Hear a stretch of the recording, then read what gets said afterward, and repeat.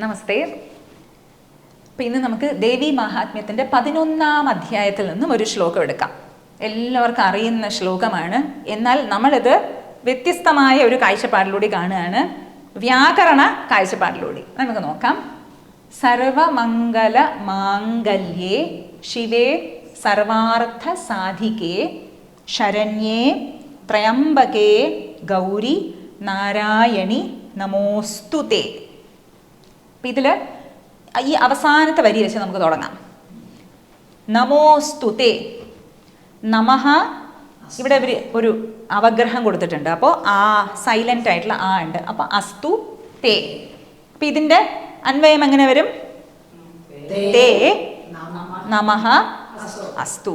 തേ എന്ന് വെച്ച് കഴിഞ്ഞാൽ അങ്ങേക്കായിക്കൊണ്ട് അസ്തു ഭവിക്കട്ടെ. എന്ത്? നമഃ, നമസ്കാരം ഭവിക്കട്ടെ. ശരി, ആരാണ് അങ്ങ്? അപ്പോൾ ബാക്കി എല്ലാ ശബ്ദങ്ങളും ആരെയാണോ നമ്മൾ അഭിസംബോധന ചെയ്യുന്നത് അവരുടെ സംബോധന രൂപങ്ങളാണ്. അപ്പം ഇത് ദേവീ മഹാത്മ്യം ആയതുകൊണ്ട് ദേവീനാണല്ലോ നമ്മൾ സ്തുതിക്കുന്നത്. അപ്പോൾ ദേവിയുടെ രൂപങ്ങൾ, സംബോധന രൂപങ്ങൾ നമുക്ക് നോക്കാം. സർവമംഗല മാംഗല്യേ ഏ, യമുനാ യമുനേ, ഗംഗാ ഗംഗേ, നർമ്മദാ നർമ്മദേ. അപ്പോൾ ഇതിൻ്റെ ശരിക്കുള്ള രൂപം എങ്ങനെയാണ്? സർവമംഗല മാംഗല്യ എന്നാണ്. മാംഗല്യ അതിൻ്റെ രൂപം. അതിൻ്റെ സംബോധന രൂപമാണ് ഏ വരുന്നത്.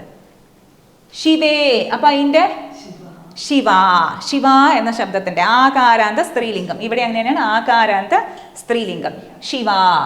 സർവാർത്ഥ സാധികേ സംബോധന രൂപമാണെങ്കിൽ അതിൻ്റെ ഒറിജിനൽ സർവാർത്ഥ സാധിക. ഇതും ആകാരാന്ത സ്ത്രീലിംഗ രൂപം.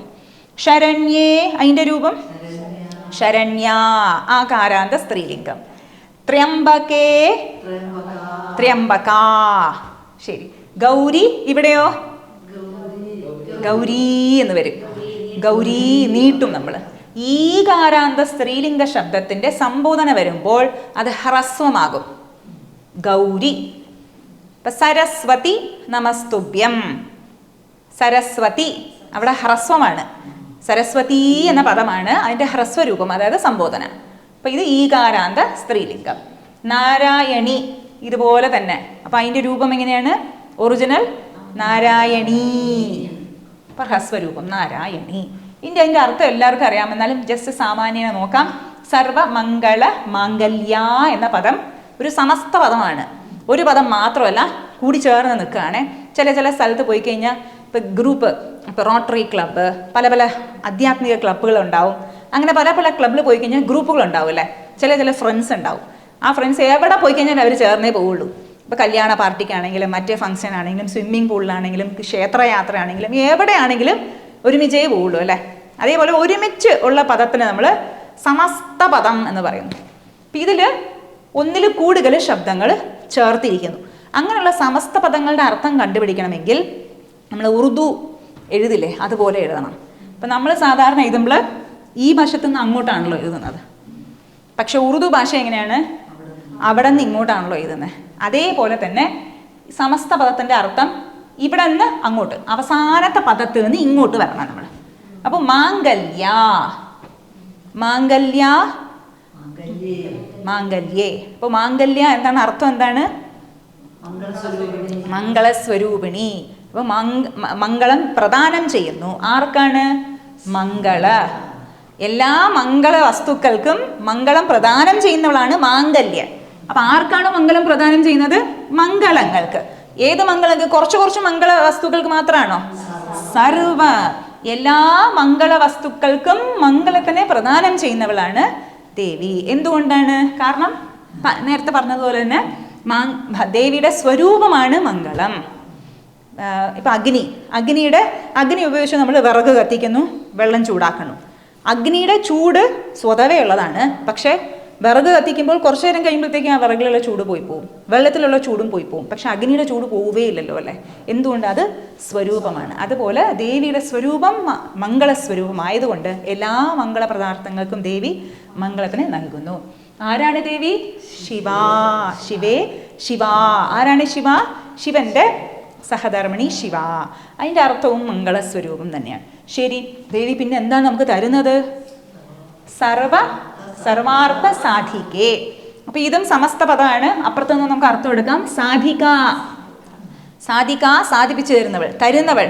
എന്ത്? അർത്ഥങ്ങളെ സാധിപ്പിച്ചു തരുന്നവൾ. എന്തൊക്കെ അർത്ഥങ്ങളാണ്? സർവാർത്ഥ, എല്ലാ പുരുഷാർത്ഥങ്ങളെയും, അർത്ഥം, കാമം, ധർമ്മം, മോക്ഷം, എല്ലാ പുരുഷാർത്ഥങ്ങളെയും നമുക്ക് നൽകുന്നവളാണ് ദേവി. ശരി. ശരണ്യ, ശരണ്യ ശരണം പ്രാപിച്ചവർക്ക് ശരണം നൽകുന്നവൾ. ഇപ്പോൾ ഒരു വള്ളി ഒരു വൃക്ഷത്തിൻ്റെ ഇതിലാണല്ലോ ആശ്രയിച്ച് ഇങ്ങനെ പോകുന്നത് അല്ലേ. നമ്മളിപ്പോൾ മഴക്കാലമാണല്ലോ, മഴ പെയ്തു കഴിഞ്ഞാൽ ഉടനെ തന്നെ നമ്മളൊരു കുടയെ ആശ്രയിക്കുന്നു അല്ലേ. അതേപോലെ നമുക്ക് ആരാണ് ആശ്രയം? ദേവി. സങ്കടം വന്നു കഴിഞ്ഞാൽ ദേവിയുടെ ഭക്തന്മാരാണെങ്കിൽ ദേവിയെടുത്തായിരിക്കും പറയുക അല്ലേ. വേറെ ആരുടെ പറയാനില്ലെങ്കിലും ചിലപ്പോൾ ബാത്റൂമിൽ പോയിട്ട് കരഞ്ഞിട്ട് പറയും ദേവിയോട് അല്ലേ. ആരും പറയാനില്ല, എവിടെ പോയി കരയാനും പറ്റില്ല. അതുകൊണ്ട് ചിലർ രാത്രി ഉറങ്ങുമ്പോൾ ബെഡ്ഷീറ്റൊക്കെ മൂതി പുറച്ചിട്ട് സൗണ്ട് ഇല്ലാതെ കരയുമല്ലേ, ദേവി ഇങ്ങനെ സംഭവിച്ചുവല്ലോ എന്നൊക്കെ പറഞ്ഞിട്ടല്ലേ. അപ്പം നമുക്കെല്ലാവർക്കും ഒരു ശരണ്യം ദേവിയാണ്. പിന്നെ ദേവി എങ്ങനത്തെ? ദേവിയുടെ രൂപം എങ്ങനെയാണ്? ത്രയംബകേ, അംബക. അംബക എന്ന് വെച്ച് കഴിഞ്ഞാൽ കണ്ണ്. ഈ പദത്തിന് ഒരുപാട് അർത്ഥങ്ങളുണ്ട്. ഒരർത്ഥം മാത്രം നോക്കാം. കണ്ണുകൾ. മൂന്ന് കണ്ണുകളോട് കൂടിയവൾ.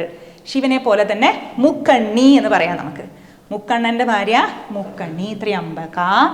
ഗൗരി, ഗൗരവർണ്ണത്തോടു കൂടിയവൾ. ശുദ്ധ സ്വരൂപിണി, സത്വഗുണ സ്വരൂപിണി ഗൗരി. നാരായണി, നാരായണി ശബ്ദത്തിന് ഒരുപാട് അർത്ഥങ്ങളുണ്ട്. ഒരർത്ഥം മാത്രം നോക്കാം. നമ്മുടെ വിഷ്ണു സഹസ്രനാമം, ലളിതാ സഹസ്രനാമത്തിൽ ഒരു നാമമുണ്ട് ദേവിക്ക്, നാരായണി നമോസ്തുതേ. ലളിതാ സഹസ്രനാമത്തിൽ ഒരു നാമമുണ്ട്, പത്മനാഭ സഹോദരിയൈ നമഃ. പത്മനാഭരുടെ സഹോദരിയാണ്. പത്മനാഭരെ നമ്മൾ നാരായണൻ എന്ന് വിളിക്കുന്നു. അപ്പോൾ സഹോദരിയെ നാരായണി എന്ന് നമ്മൾ പറയുന്നു.